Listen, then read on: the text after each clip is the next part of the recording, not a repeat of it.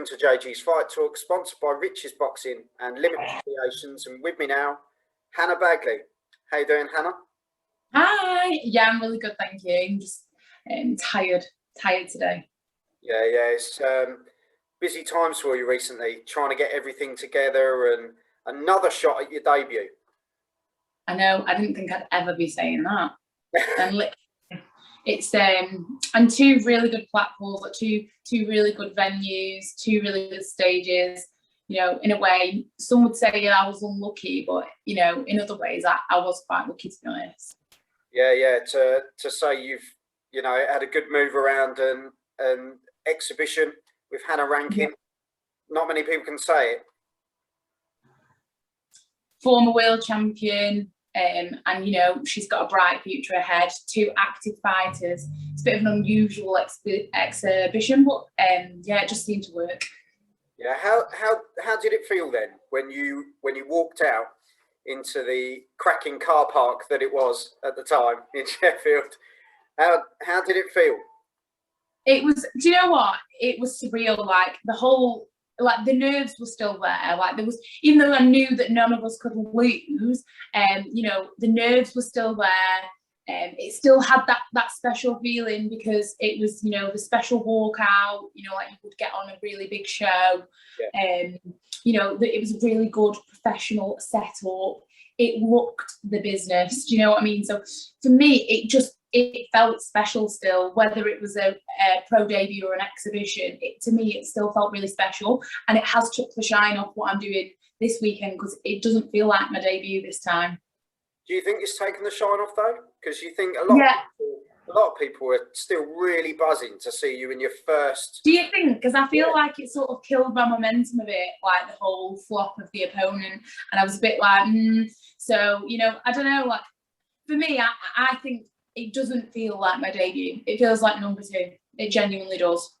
Do you feel like that's taken the pressure, the edge off a little bit then as well? Yeah, I don't feel nervous. I'm sure I'll feel a bit nervous on the night, of course. But like, you know, up until I was getting on, I was like really excited. The nerves were there. This time I'm just so focused and it's helped, I think.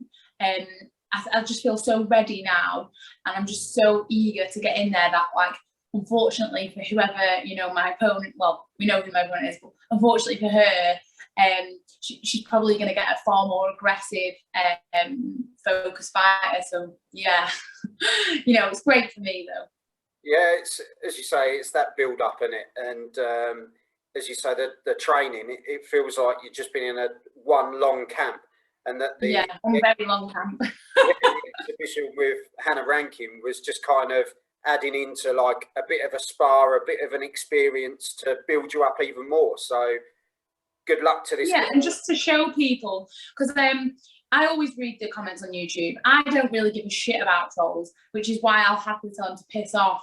Yeah. So I have no qualms in like reading my YouTube comments, and people. Like, I was glad I got that move around because I'm not that come forward fighter who just will come out and have no defense, no head movement, no idea what she's doing. She's just punching and just hoping for the best. Like, I'm not that fighter anymore. And I really wanted to show that I'd learned something. So that's why the exhibition for me worked out so well, because I just wanted to show people that, like, I can slip and counter. All right, I'm not perfect, but you know, I've improved and we will get there. So it shows that I can learn. So what can people expect this Saturday then? It sounds like fireworks, to be honest, though. Yeah, I feel like Arnie always says to me, you know, you don't always need to be the aggressor. But the girl I'm fighting is Mexican. So I think this time it's definitely going to be it's going to be a very fast-paced fight, I think. And I definitely think I'll be sticking to my boxing rather than trying to trade shots with her because she's smaller than me as well. So I'm not really going to sit in the pocket with her. I'm going to have to box her head off, literally. Yeah, and as you know, the Mexicans, they love coming over here and causing an upset. I know. But she's the only person that we could get. She's the only person. She just won her last fight as well. So we're not getting like a walkover. So people would think, we actually wanted like, you know, a half decent fight, not someone who's gonna hand my arse to me. I won't learn anything from that, but someone who can still win. Yeah, yeah, and it sounds like she's going to fight your fight, because if she comes toe to toe and she's not going to back off, I can't see you backing off either. No, I won't. Me and my dad were laughing about that. He's like, you know, how are you going to deal with like not wanting to like stand there and trade shots with her? And I was like, I don't know, I probably will. Well, that's it, isn't it? You get caught in the moment. The momentum's there.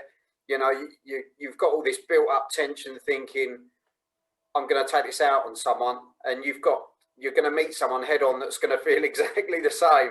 So, but yeah, and I think the lack of experience on my behalf might take, you know, take over a little bit. But this is, me and Arnie have worked so hard, so I really feel like I will listen to him. So, you know, if he's shouting, you know, box and straight shots, then that's probably what I'll do. So I will try my hardest to not get into a fight, but I just do love a good punch up, so it's really hard.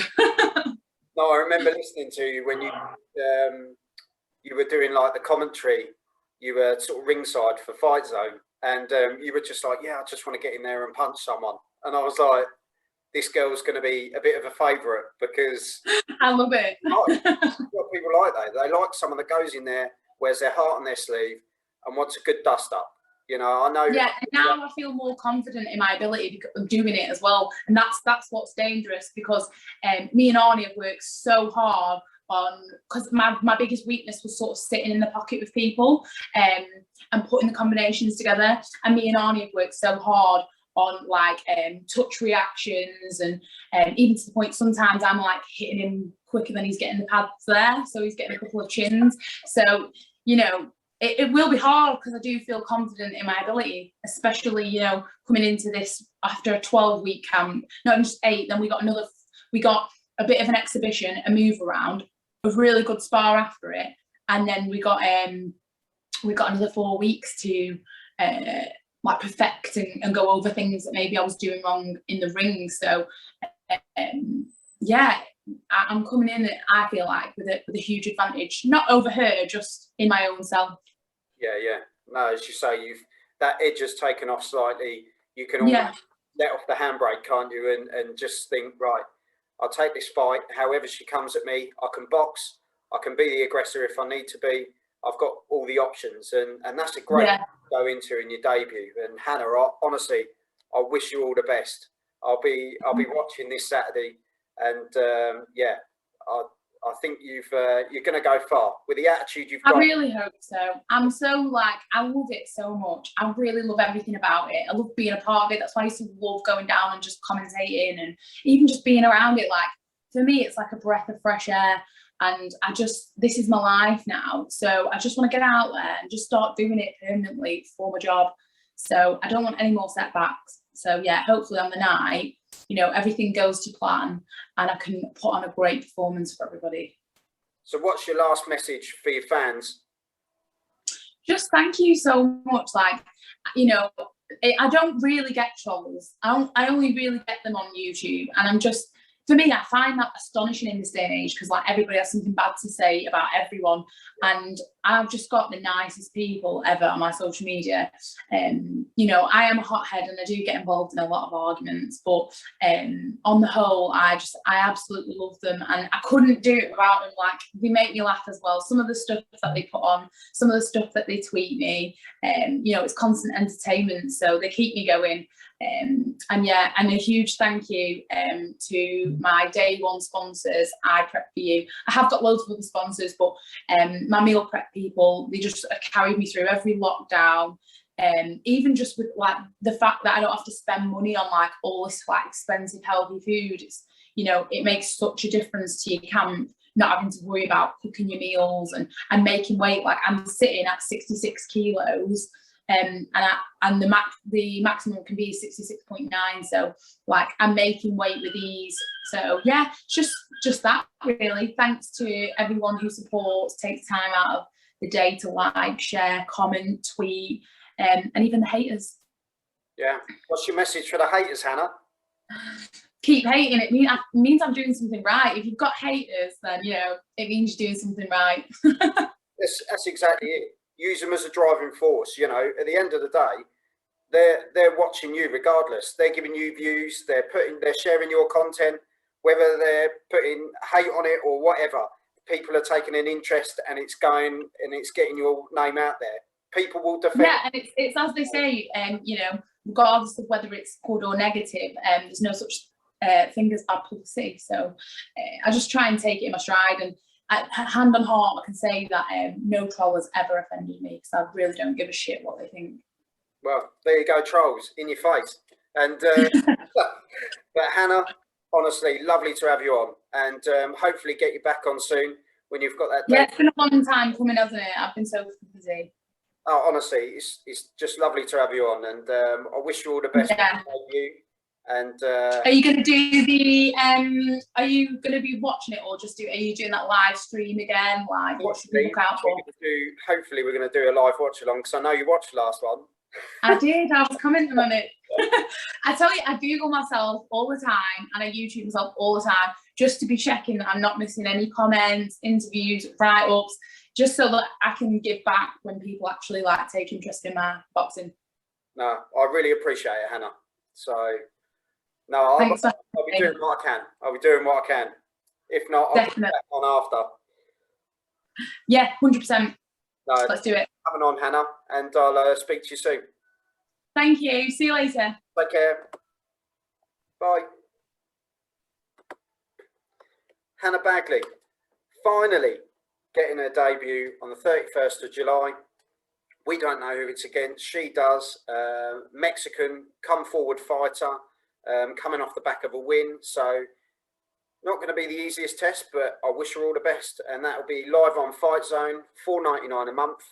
If you do sign up to it, make sure you type in the affiliator code JG's Fight Talk, and just let them know that I've sent them your way. So, yeah.